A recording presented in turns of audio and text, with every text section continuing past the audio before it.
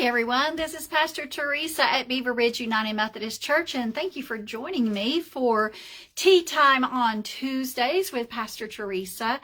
Today is November 1st. Can you believe that? We are entering into a new month and new season. The holidays are fast approaching upon us. Now we're going to have our Wednesday night meal tomorrow night, and we're going to have chicken fajitas and street corn. So you are more than welcome to come and join us Wednesday night at 5:45. You can start coming for dinner for that. And our food pantry is open tomorrow night as well, starting at 6:30. So you can join us for that. And then this weekend, we have a group that's going to Marion, Virginia for a wood cutting mission trip. So please be in prayer for them as that crew. They have a full group of people going, full load of those they can take, and it'll be an awesome weekend for them. Looks like the weather's going to be beautiful. And then, of course, on Sunday, we celebrate Remember All Saints Sunday. Those saints who have passed on in the past year, those that we love, that we have lost, and you are more than welcome to join us Sunday at 10 o'clock. We have other things going on, so please join us on our website, on Facebook, and look to see what else is going on. I'm going to get into our message for today. We're continuing on with the story we found in Mark. We are in chapter 10. It says the last story in chapter 10, and it begins with verse 46. Now, I hope it's a familiar story with you. It's called Blind Bartimaeus Receives His Sight. Then they came to Jericho. As Jesus and his disciples, together with a large crowd, were leaving the city, a blind man, Bartimaeus, that is, the son of Timaeus, was sitting by the roadside begging. When he heard that it was Jesus of Nazareth, he began to shout, "Jesus, Son of David, have mercy on me." Jesus stopped and said, "Call him." So they called to the blind man, "Cheer up, on your feet, he's calling you." Throwing his cloak aside, he jumped to his feet and he came to see Jesus. "What do you want me to do for you?" Jesus asked him. And the blind man said, "Rabbi, I want to see." "Go," said Jesus, "your faith has healed you." And immediately he received his sight and followed Jesus along the road. So they're leaving Jericho, Jesus and his disciples. At this point in his ministry, he continues to be surrounded by large crowds. People never knew what was going to happen. And so if you don't want to miss what was going on with Jesus, you hung out with him to see what was going on. Now, there's a man sitting on the side of the road, and he's begging, and his name is Bartimaeus, and he is the son of Timaeus. I think it's very important to know that he is named. Sometimes people with disabilities became no names. They just became people who were sitting on the side of the road, and then eventually no one would even notice that somebody was sitting on the side of the road, because we would just get so used to walking by them every day that, people like that would kind of lose their identity. They were separated from the community. And so the writer of this story wants us to know that this man has a name. His name is Bartimaeus, and he's the son of Timaeus. That this man once had an identity. He was a son. He belonged to somebody. He has a family. And also later on, when you would hear the story about blind Bartimaeus, there would be some credit to it, because you know who the person was, and you know who his dad was. So the writer puts that in there. It's important. It's his identity. But he has lost his identity in some ways, because he's sitting by the roadside begging. When he heard that it was Jesus of Nazareth, he began to shout, "Jesus, Son of David, have mercy on me." He must have known what Jesus could do, so he's shouting out to him. But the people who had passed him by on the road and knew that he was a beggar shouted at him to stop that. "Be quiet. We don't want to hear from you. You're supposed to just be a silent person. You're not even supposed to exist because you're blind."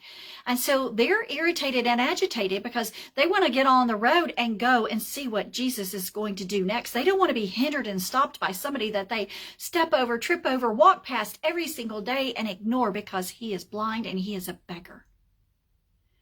How many times do we miss the miracle because we just don't take time to stop and see people? See who is around us and who has a need. And this person is bold enough, he's brave enough, and he knows something good might just happen to me. Have mercy on me, Jesus. And Jesus then says, call him. Now, this to me is one of the most important parts of this story. Jesus could have said, Bartimaeus, come here. Or he could have walked over to Bartimaeus and healed him, but he didn't. Instead, he now invites the crowd. Call him. You go get him. And that is how God chooses to do his miracles today through you and me. Teresa, you call him. Teresa, you go to the person who's off in the ditch, who's in their bed, who's gotten that bad diagnosis, who's run out of food, who can't pay their bill, who's without a job. Teresa, look around and then you call him. You call them. Call them to me. We get to be a part of the miracle. We get to be a part of the story. Jesus can do without us. Do you hear me on this? He does not have to have us, but he chooses to use you and me to be a part of the story. And we get blessed too. And in that we get, our sight becomes clearer as we see more of who God is and what God does and who we are as people who get to be a part of the story. Call him. So they call to the blind man, cheer up, on your feet. He's calling you. And you know what? That man did not hesitate. Bartimaeus didn't hesitate at all. He throws off his cloak. Now, let me tell you, back then, a cloak was a big deal. He throws it off. Like he discards it because he can get faster. He can get to Jesus faster if he's not encumbered by his cloak or anything else. And in the excitement of getting to God, he throws away his most valued possession, the thing that has kept him warm, the thing that's kept him dry, the thing that has brought him comfort when no one else would want to touch him or hang out with him. That cloak has been his companion. Are you with me on this story? But he knows he's getting something better. And so he throws off his cloak and he gets to Jesus. He jumps to his feet. He came to Jesus.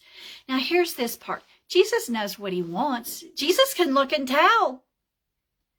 But he says to him, what do you want me to do for you? This is another important part of the story. What do you want me to do for you? You know, we all need to feel like we are seen and heard. And how many days did blind Bartimaeus sit on the side of that road, ignored, spit upon, tripped over, kicked maybe, or just completely and totally ignored? And see, here is somebody, maybe the first somebody in a very long time who has said, what do you want? You matter. I'm not just going to assume and do this very quickly.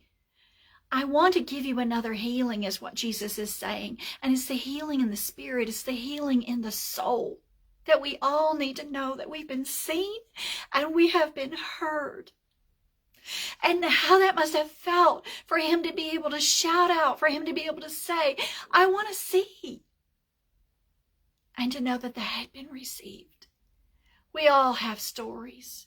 We all do. Every single day you live, you have a story. And it's important that we share that with family and with friends. That's why church is important. It's so that we all know that we belong. God's great adventure, and God has a story to tell through us, and we have a story to share.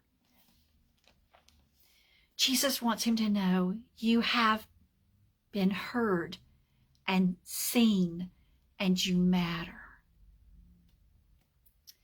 Rabbi, I want to see. Go, said Jesus, your faith has healed you. Immediately he received his sight and he followed Jesus along the road. And I think this is the last piece of treasure I guess I have to share with you today. He followed Jesus. He could have done anything with his newfound sight. He could have danced in the street. He could have run back home to his family. Maybe he didn't have family. I don't know. But he could have done many different things with his newfound sight. But what did he choose to do? He chose to follow God.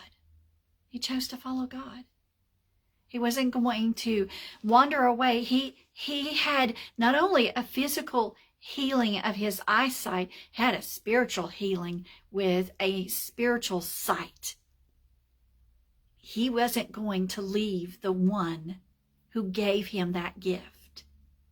He's now become a disciple. He's now become a follower. He's now going to take this fresh new gift that he has received, and he is going to use it in his life and his whole body and his breath and everything to follow Jesus.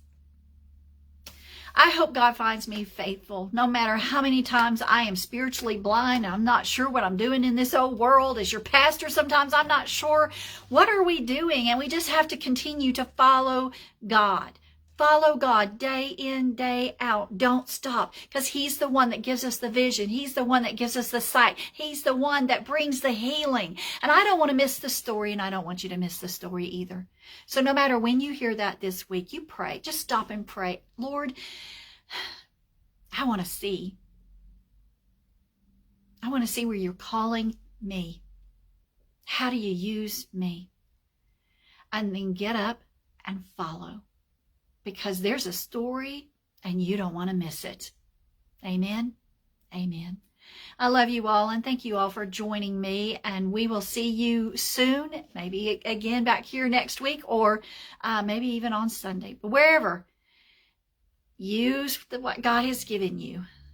You're blessed and favored, and take that and bless others so they know God's favor too. Amen. Amen.